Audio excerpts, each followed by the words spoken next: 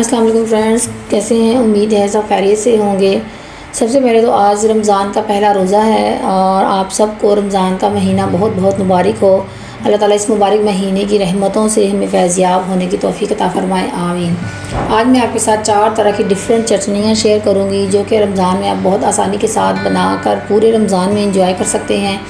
किसी भी तरह के स्नैक्स के साथ, समोसे, पकौड़े, रोल, किसी भी स्नैक्स के साथ और पराठे के साथ तो बहुत ही मज़ेदार लगती हैं ये चटनियाँ। इसको ज़रूर बनाइएगा, ज़रूर ट्राई कीजिएगा। तो चलें आए शुरू करते हैं। इसके लिए मैंने ली है 200 ग्राम इमली ली है। इसको हम गर्म पानी में सोक कर देंगे 3 से 4 घंटे के लिए। अगर आपके पास टाइम है तो आप इसको ओवरनाइट भी सोक कर सकते हैं ताकि इसका अच्छे से पल्प हमें मिल जाए। तो इसको सोक करके हम रख देंगे 3 से 4 घंटे के लिए। दूसरी तरफ मैंने ली हैं खजूरें। ये मैंने 25 से 30 खजूरें ली हैं जिनके बीज मैंने निकाल दिए थे और इनको भी हम गर्म पानी में सोक कर देंगे 3 से 4 घंटे के लिए। अभी इमली को भिगोए हुए हमें 3 से 4 घंटे हो चुके हैं। अब हम इसका पल्प निकाल लेंगे। इसको हाथ से अच्छे से मसल कर इसका पल्प अलग कर लेंगे ताकि इसकी गुठलियाँ जो है वो सारी सेपरेट हो जाएं और पल्प इसका सेपरेट हो जाए। इसको इस तरह से मसल कर जब अलग हो जाएगा ये, तो हम इसको स्ट्रेनर से स्ट्रेन करेंगे। अब ये हम इसको छान लेंगे अच्छे से ताकि इसकी गुठलियाँ सेपरेट हो जाएं और हमें एक स्मूथ सा इसकी जो है प्योरी रिसीव हो जाए।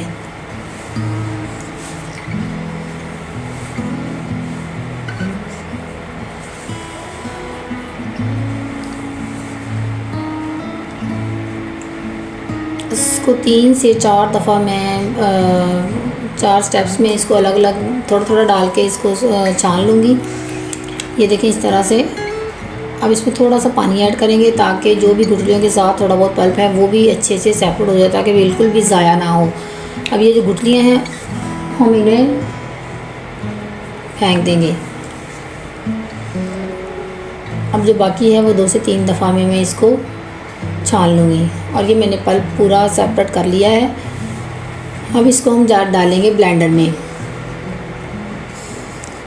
इसको ब्लेंड करने की तो ज़रूरत नहीं है इस प्योरी को, लेकिन हमने चूँकि इन खजूरों को ब्लेंड करना है, इसमें पानी थोड़ा है, इसमें हमें पानी की ज़रूरत पड़ेगी।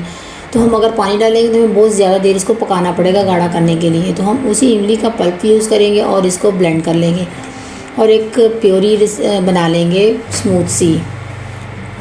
और अब इस प्योरी को हम छान लेंगे क्योंकि इसमें जो हमने खजूरें डाली हैं उसके जो छिलके हैं वो इसमें ऊपर रह जाएंगे और हमें एक स्मूथ सा जो है ना स्मूथ सी प्योरी इसकी रिसीव हो जाएगी। ये देखें, ये खजूर के छिलके जो है ना सिर्फ वो सब ऊपर रह गए हैं। अब हम इन्हें निकाल देंगे, इनको हम इसमें नहीं डालेंगे ताकि हमें हमारी चटनी जो है वो बहुत स्मूथ सी बने।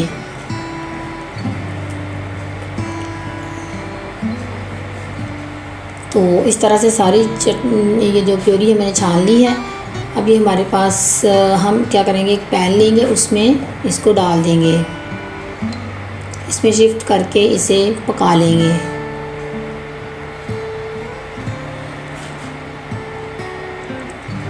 बहुत मज़ेदार खट्टी मीठी इससे ये चटनी बनकर तैयार होती है। अब हम इसमें ऐड करेंगे गुड़ आपने पहले थोड़ा सा ही ऐड करना है। ये मैंने हाफ़ कप के बराबर ऐड किया है क्योंकि इसमें हमने खजूर भी डाली है, उसकी वजह से भी मीठा होगा। 1 टीस्पून नमक जाएगा, 1 टीस्पून लाल मिर्च का powder, 1 teaspoon chaat masala, half teaspoon इसमें जाएगा काला नमक और 1 टीस्पून इसमें मैंने डाला है सूंड यानी कि अदरक का पाउडर। और अब हम इसे अच्छे से पका लेंगे। ये बहुत मज़ेदार खट्टी मीठी चटनी बनकर तैयार होती है जो पराठों के साथ भी बहुत मज़े की लगती है और चटनी और ये किसी तरह के भी स्नैक्स के साथ, रोल के साथ बहुत मज़ेदार लगती है। अब हम इसमें थोड़ा सा पानी ऐड करेंगे, ये थिक थी ताकि ये अच्छे से पक जाए।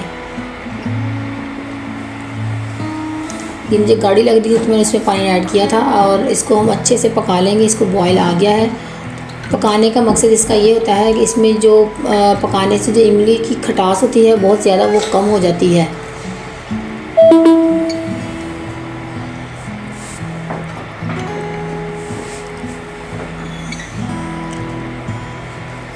और इसमें मैंने quarter tea spoon citric acid यानी कि टाटरी भी ऐड की थी, जिसकी वजह से ये ख़राब भी नहीं होगी। आप इसको पूरा महीना बनाकर रख सकते हैं, इसको यूज़ कर सकते हैं। अब इसको हम इतना पकाएंगे कि ये थिक हो जाए, जैसे कि एक चटनी की थिकनेस होती है।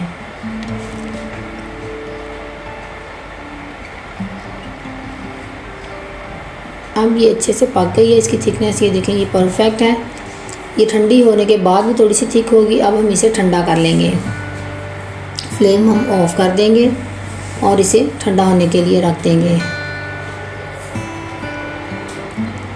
अब ये देखें, ये ठंडी होगी, थोड़ी सी थिक हो गई है। और इसको हम किसी भी एयर टाइट जार में डाल के रख लेंगे और इसको पूरा रमज़ान जो है वो एंजॉय करेंगे।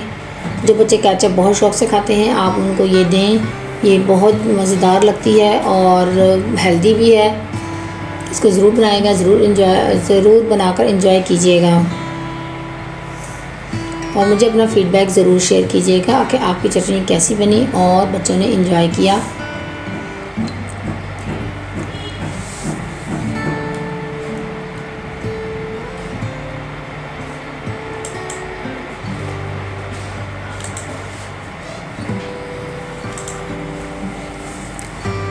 अब हम बनाएंगे दूसरी चटनी, जिसमें जो है पुदीने की चटनी। इसमें मैंने पुदीना लिया है और 8 से 10 जवे लहसुन के लिए हैं, 1 चाय का चम्मच नमक, 1 बड़ा खाने का चम्मच ज़ीरा और 1 टीस्पून लिया है मैंने चिली फ्लेक्स, और ये मैंने सिरका लिया है और इमली का पल्प। इनको हम सेपरेट रख देंगे, इसको हम ब्लेंडर में ऐड करेंगे। इन सब चीज़ों को ब्लेंडर में डालने के बाद ये इमली का थिक पल्प लिया है मैंने, इसको इसमें ऐड कर देंगे।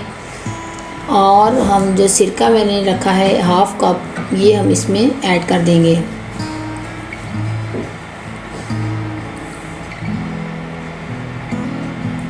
और इसको ब्लेंड कर लेंगे।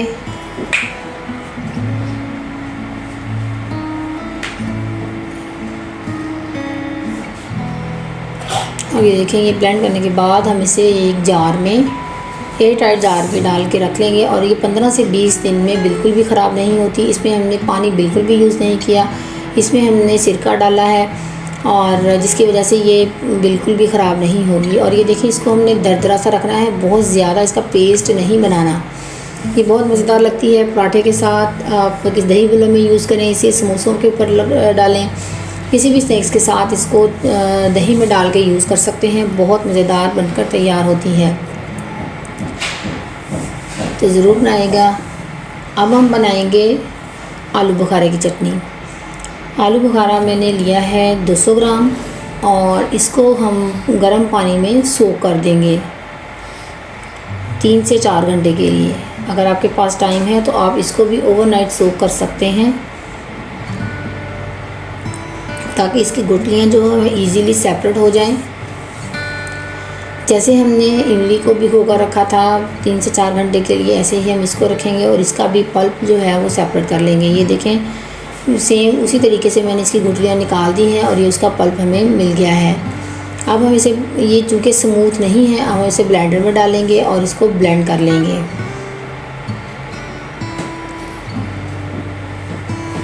ये मैंने ब्लेंड कर लिया है। अब इसको हम पैन में शिफ्ट करेंगे और इसको पका लेंगे।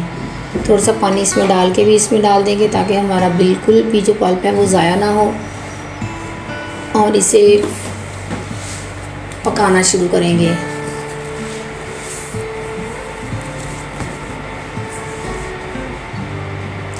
ये थोड़ा सा थिक लग रहा था तो मैंने थोड़ा सा इसमें पानी ऐड किया है और ये बॉयल आ गया है। और ये देखें, इसको सिर्फ 6 से 7 मिनट लगते हैं पकने में और ये चटनी मिनटों में तैयार हो जाती है। बहुत मज़ेदार लगती है। इसको आप रोस्ट के साथ भी इंजॉय कर सकते हैं और समोसों, पकौड़ों, रोल और किसी भी चीज़ के साथ इसको बहुत मज़े से इंजॉय कर सकते हैं। अब हम इसमें ऐड करेंगे चीनी मैंने हाफ़ कप के बराबर ली है। आप अपने टेस्ट के मुताबिक इसमें ऐड कर सकते हैं। हाफ़ टी स्पून मैंने नमक ऐड किया है और ये हाफ़ टी स्पून ही मैंने इसमें टाटरी ऐड की है, जिसकी वजह से ये ख़राब बिल्कुल भी नहीं होगी। ये प्रिजर्वेटिव का काम करेगी। और ये 1 लेमन का जूस मैंने इसमें ऐड किया है। और अब हम इसे पका लेंगे अच्छे से।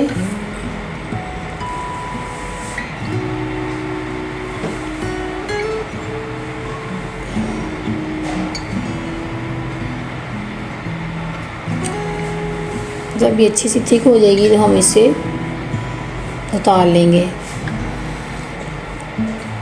अब ये फूड कलर मैंने ऐड किया है, ये बिल्कुल ऑप्शनल है। अगर आप ऐड करना चाहते हैं तो आप करें, अदरवाइज़ इस कलर में भी ये बहुत अच्छी लगती है। लेकिन स्ट्रीट स्टाइल में अगर आप बनाना चाहते हैं तो हमें बाहर से ये आलू बुखारा की चटनी जो है वो रेड कलर में मिलती है, तो आप ये ऐड कर सकते हैं थोड़ा सा कलर। और इसको डाल के मिक्स करें, 2 मिनट के लिए कुक करें और इसको ठंडा होने दें।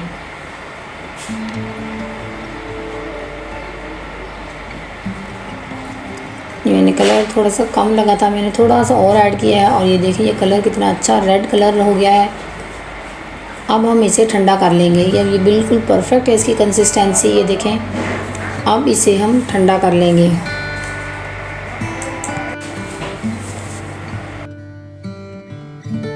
चटनी अब इसे हम एयर टाइट जार में डाल लेंगे और इसे सेव कर लेंगे फ्रिज में, और पूरे महीने के लिए आप इस्तेमाल करें इसे, ये बिल्कुल भी ख़राब नहीं होगी।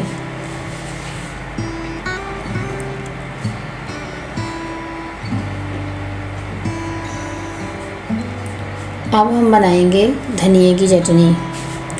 ये मैंने हरा धनिया लिया है, इसको हम ब्लेंडर में डाल देंगे।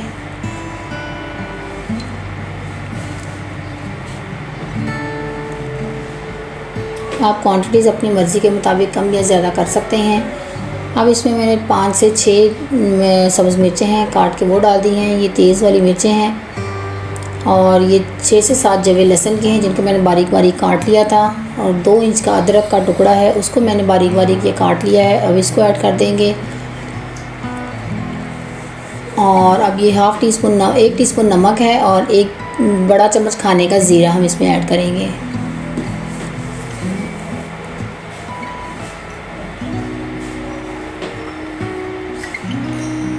और ये 1 लेमन का जूस है, एक बड़ा लेमन था जिसको मैंने स्क्वीज़ कर लिया और अब हम इसको इसमें डाल देंगे। और ये सिरका, 1/2 कप सिरका है जो हम इसमें ऐड करेंगे ताकि इसको ब्लेंड करने में आसानी हो और हमें पानी भी बिल्कुल भी यूज़ ना करना पड़े, ताकि हम इसे ज़्यादा से ज़्यादा दिनों तक इस्तेमाल कर सकें। इससे आप 15 से 20 दिनों में आप इसको इस्तेमाल कर सकते हैं। ये देखें कितनी ज़बरदस्त हमारी चटनी बनकर तैयार है। इसका कलर कितना खूबसूरत है। इसको आप दही में भी डाल सकते हैं। ये वही चटनी है जो हम दही में भी रायता बनाने के लिए इस्तेमाल करते हैं। आप रायता बनाने के लिए भी इसको इस्तेमाल कर सकते हैं। ये बहुत मज़ेदार बनकर तैयार होती है। आप इसको खाने के साथ एंजॉय करें और किसी तरह के भी स्नैक्स में, दही बल्लों में और समोसों वगैरह पे आप इसको यूज़ कर सकते हैं।